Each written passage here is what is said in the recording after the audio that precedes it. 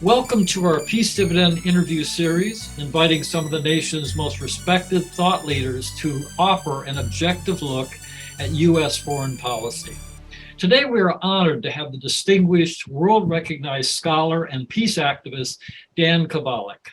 Dan is the author of critically acclaimed No More War: How the West Violates International Law by Using Humanitarian Intervention to Advance Economic and Strategic Interests, The Plot to Scapegoat Russia, The Plot to Attack Iran, The Plot to Control the World, The Plot to Overthrow Venezuela, and many other thought-provoking and highly informative books. He is a dedicated peace activist and has been a labor and human rights lawyer since graduating from Columbia Law School in 1993. He has represented plaintiffs in ATS cases arising out of egregious human rights abuses in South America. He received the David W. Mills Mentoring Fellowship from Stanford Law School and has lectured throughout the world. We were very fortunate to have caught up with him. He's on his way to Russia and Donbas, then Hanoi for a peace conference. Welcome, Dan. Thanks so much for being here with us. Thank you, John. Good to be with you. Today's interview focuses on 5 questions. World events continue to unfold at a quickening pace. Facing an alarming escalation in tensions around the world, we look to Dan for his most current thoughts. We're focusing on the realities of the international power struggle unfolding in real time, specifically addressing the role of the U.S. in the tensions and its capacity to reduce them. We hope to discover paradigm shift ideas for improving the prospects for peace. Shall we get started? Yep. Thank you, John. We hear a lot of terms and acronyms bandied about: deep state, MIC, fire sector, ruling elite, oligarchy, neocons. Who actually defines and sets America's geopolitical priorities and determines our foreign policy? Not officially, not constitutionally, but de facto. Well, I think you have, first of all, what President Dwight D. Eisenhower called the military-industrial complex.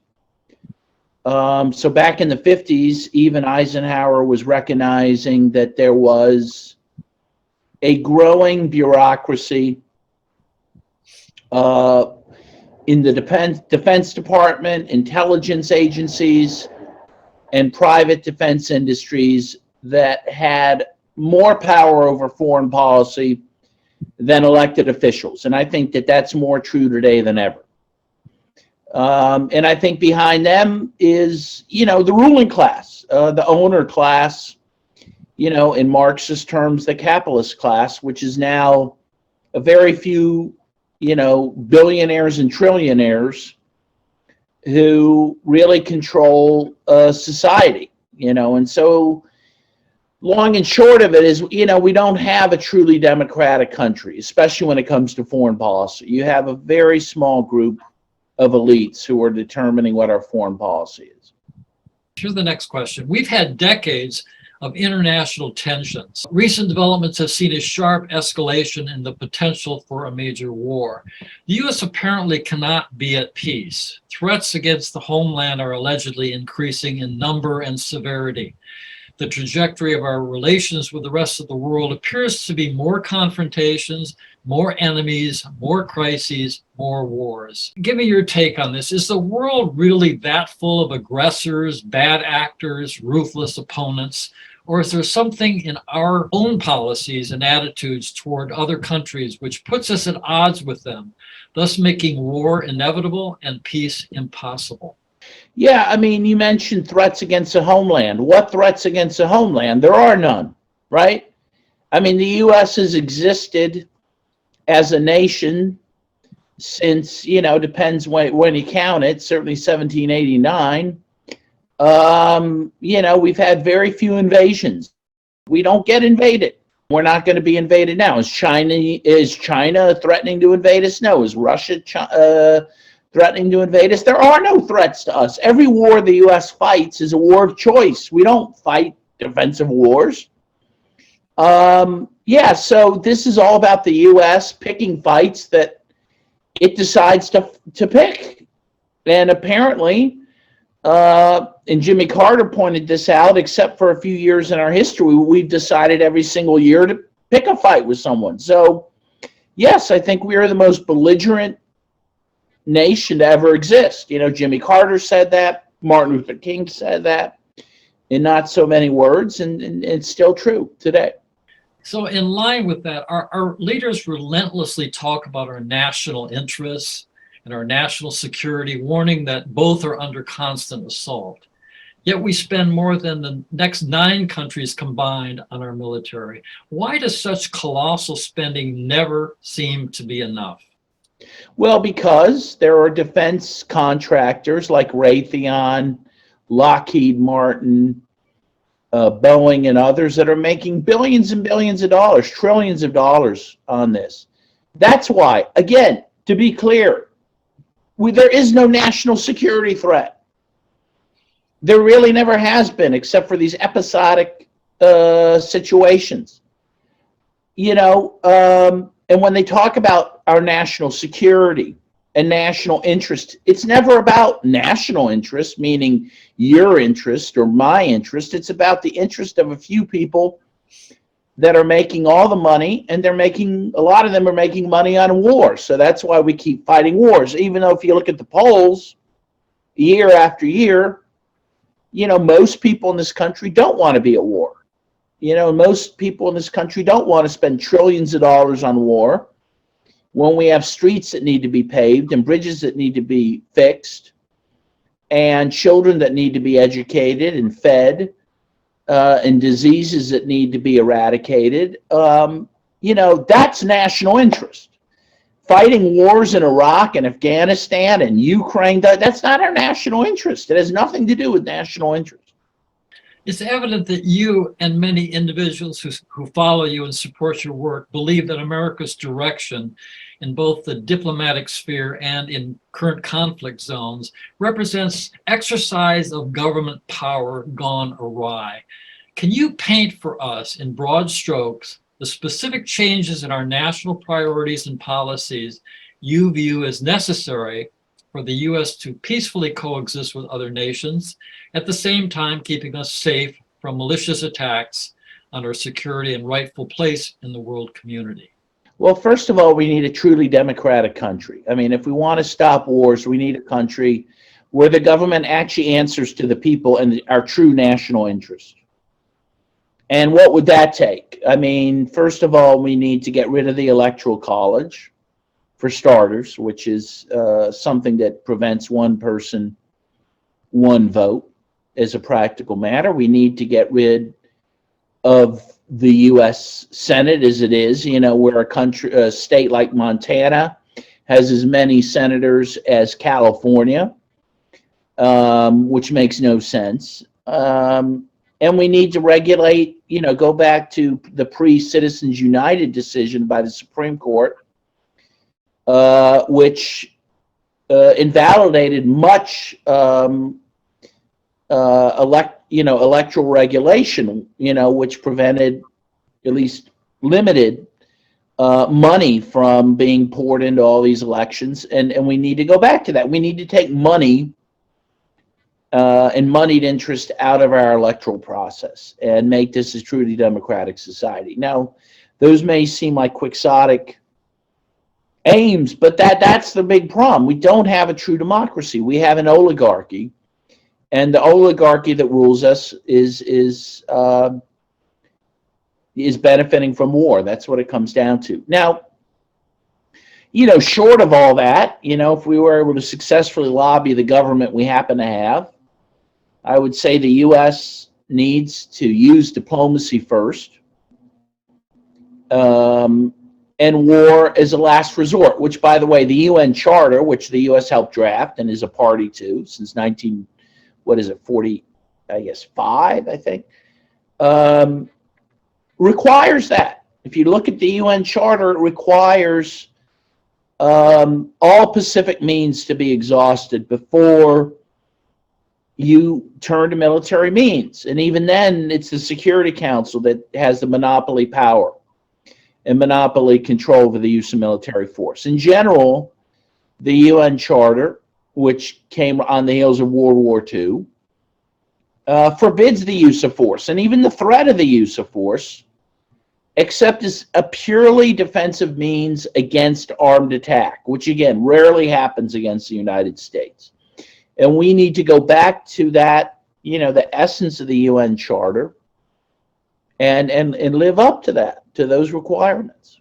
The general public, especially when it's aware of the self-sabotaging results of our current foreign policies and military posturing, clearly wants less war and militarism, preferring more peaceful alternatives on the world stage and greater concentration on solving the problems at home. As peace activists, we are thus more in line with the majority of citizens on issues of war and peace than those currently in power. So here's the key question. What happens if we determine that those shaping current US policy don't care what the citizenry thinks, are simply not listening to us? What if we conclude that our Congress, for example, is completely deaf to the voice of the people? What do we do? What are our options then?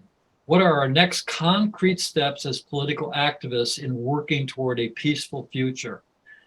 As a thought leader and advocate of dramatic reform, Dan, what do you propose? Well, there is a history in the U.S., a long history of peace activism that I think we need to go back to and reclaim.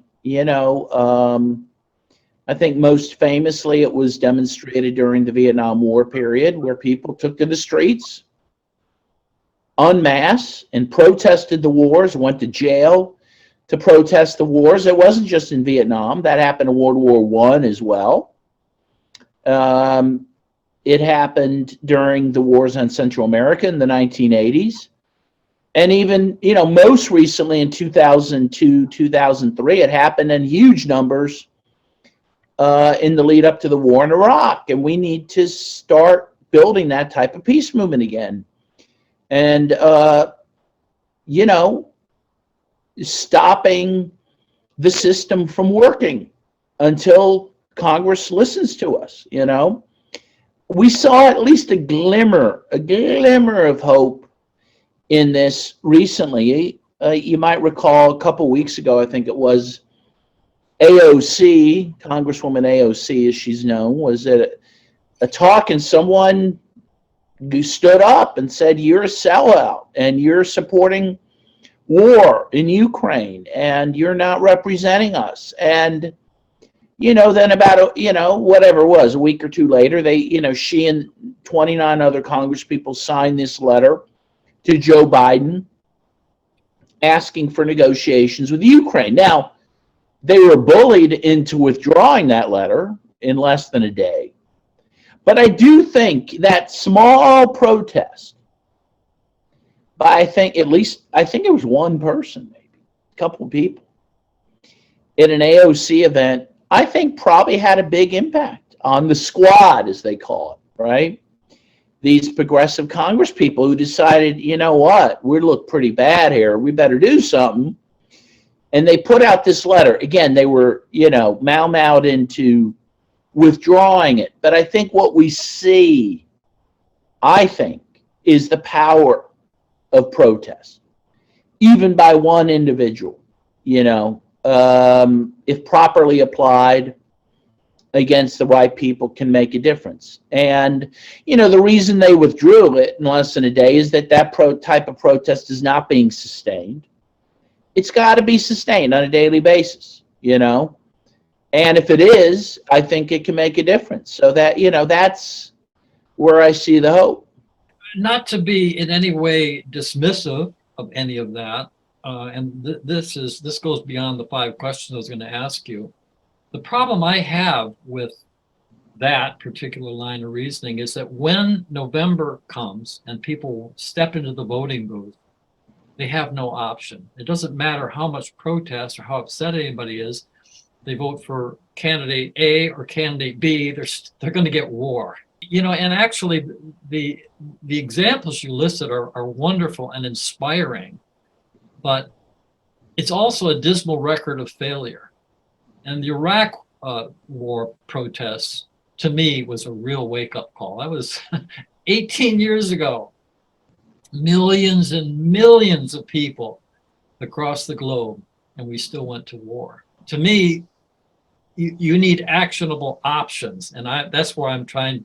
That's what the Peace Dividend effort is about: is to give people, when they step into the voting booth, an actual choice: war or peace. No, I mean, look, it is a difficult thing, and I don't think elections per se, or only elections, have ever been the answer. But I mean, we've had, though, important elections where you had true peace candidates. I see Tulsi Gabbard as maybe a possibility. Maybe she will emerge as that type of candidate. But again, elections only happen once every 2 years or so, and it's what you do in between in terms of lobbying and activism and protests that are probably more important. Even you look at a president like Richard M. Nixon, who was a conservative, he now looks like a radical compared to what we've had recently, and not because he was a radical, but because there were movements pushing him in that direction. I mean, he was even open to having national health care.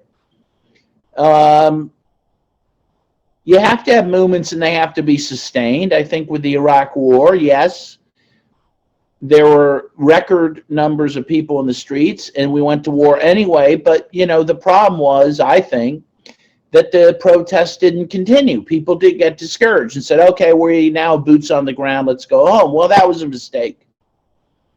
Because within a few weeks after Bush declared mission accomplished, it was clear mission wasn't accomplished, and it was a disaster. And I think if you still had people on the streets, we could have probably ended the war sooner than it ended, you know. In any case, you know, what I would say is, win, lose, or draw, it's what you do. You know, the effort to make peace is worth it, whether you accomplish your ends or not. It's a meaningful life to do that. And it is now the key struggle of humanity. People talk about, global warming. Yes, it's very serious. But now the biggest threat to humanity is the potential of nuclear war, which we are on the verge of. If we, according to our own president, Joe Biden, he said we're on the verge of a nuclear apocalypse. Well, geez, if you really think that, Mr. President, you should be trying to negotiate a way out of it, like John F. Kennedy did during the Cuban Missile Crisis. And we need to be holding his feet to the fire to do that. I think that's possible. I do. So we had a handful of congressmen hold his feet to the fire for 24 hours. I mean, that is not exactly encouraging news. Well, but look at the reaction to it. People were furious. Why? Because it can make a difference. Yeah, they didn't have the courage to stand up and continue it, but if there was a movement, I think they would have, right? I think if you had people in the streets saying no more war, I actually do think that they would not have withdrawn that letter, but they didn't feel the pressure to do that. So, and again, look at the reaction of the White House to that very tepid letter. If you read it, it's pretty mild. The system is brittle. That's why they are really pressing to censor people, to throw people in jail. Did you see that? What is it? The reporter from ABC, was it? Has been, the FBI raided his house, apparently over, investigations regarding the war. You see the persecution of Julian Assange, of Edward Snowden. Why are they afraid of these people? Because they're, the defense of these wars is pathetic. There is none. And that's why they're afraid of people. That's why they're afraid of a tepid letter by 30 congresspeople. To me, that shows the power we have, But we have to keep it sustained and just keep going. I mean, again, I don't think these wars are based on so many lies that, the truth will out. And we have to make it come out, and we have to be there to make the government do the right thing when it does come out, you know. Why isn't there anything even close to that anymore? Why isn't there a sustained peace movement in America? I think there's a few reasons. I do think people were discouraged after the Iraq war protests, which didn't prevent the war. And then you had Obama elected president, and I think people, and he was a very warlike president, but he won a Nobel Peace Prize. I think they voted to give it to him within very short time of him even being inaugurated, and he received it, I think, within 9 months, even though he was a very militaristic president who got us involved in the war in Libya, for example, and the terrible war in Yemen, which is not getting any press coverage. And liberals went along with it because they had this unconditional support and love for Obama. So I think that was part of it. And then you had Russiagate, you know, which the liberals have been the people who've been willing to protest against the war. And then he had this Russiagate, which claimed, and people believed it, even though it wasn't true, that somehow Trump colluded with Russia to win the 2020 elections. And so they became militaristic themselves against Russia. I mean, the reason the Democrats are able to conduct this war right now against Russia is because liberals were fooled by these lies, by Russiagate. And they're still infected by it. They still believe it, I think, even though most of the underpinnings of it have been undermined, you know. Those are the reasons, you know. But then you have now conservatives that are turning against the war. And I think we have to be willing to work with those people, you know. There's kind of a shift in a way between the two parties, like there was, you know, the Democratic Party, remember, used to be the party of slavery and Jim Crow, right? The Republican Party was the party of Lincoln that eradicated slavery. And then that flipped, right? The Republicans became the more racist party, and the Democrats became the party of the Civil Rights Movement in the 1960s. Well, I think now there's a flip. The Democratic Party is becoming more militaristic, and the Republican Party at least has some members willing to question that, you know. And then you have people kind of in between, like Tulsi Gabbard out there who are really questioning the war machine. And we have to reach out to anyone who's willing to do that. And there are people doing it. I think the last poll I saw, only 42% of Americans believe it's important to keep supporting Ukraine in this war. Okay, so majority of Americans don't think it is. That's a good start, and we have to continue to appeal to those people. That concludes our interview. Again, thank you, Dan, for taking the time to share your courageous, thoughtful, and thought-provoking insights with us. And I'd like to thank all of you out there who are watching this. And one last reminder, good folks, though it's entirely absent from the national conversation, peace is not a four-letter word. Never give up hope and keep on fighting for what's right. Thanks again, Dan. Thank you. To see you soon.